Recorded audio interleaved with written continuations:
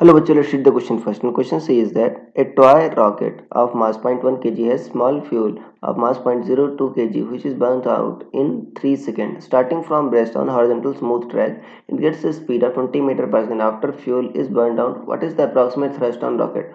What is the energy content per unit mass of fuel? Ignore small mass variation of rocket during fuel burning. So students, पहले आपको समझना होगा कि की concept क्या use हो रहा है इस केस में. So key concept is Newton's laws of motion.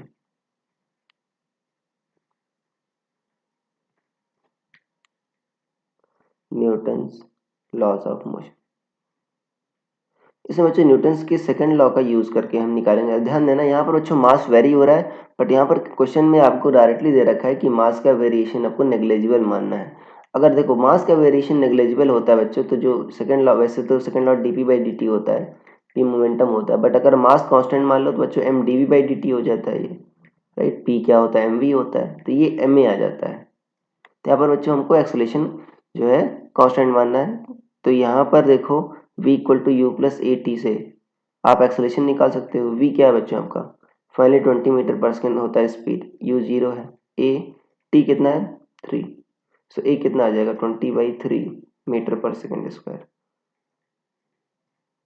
So f क्या होगा आपका, m मास कितना है 0.1, a क्या है 20/3, सो कितना होगा 2/3 न्यूटन.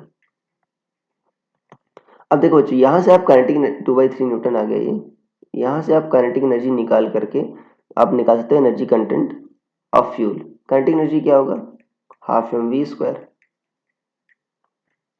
मास कितना है बच्चों आपका 0.1, और ठीक है मैं इसको इग्नोर कर रहा हूँ, मैं रॉकेट के जो फ्यूल है उसके मास को, इंटू वी, फाइनली स्पीड कितना 20 का स्क्वायर. तो बच्चों 400 होगा, 400 इंटू 0.1, 40/2 कितना होगा 20 जूल, कितना होगा 20 जूल. सो 20 जूल बच्चों काइनेटिक एनर्जी है. और ये कितना मास दे रहा है 0.02 kg. सो 0.02 kg करस्पॉन्डिंग एनर्जी का 20 जूल, तो 1 kg करस्पॉन्डिंग कितना होगा, यही हमसे पूछा है 20/0.02.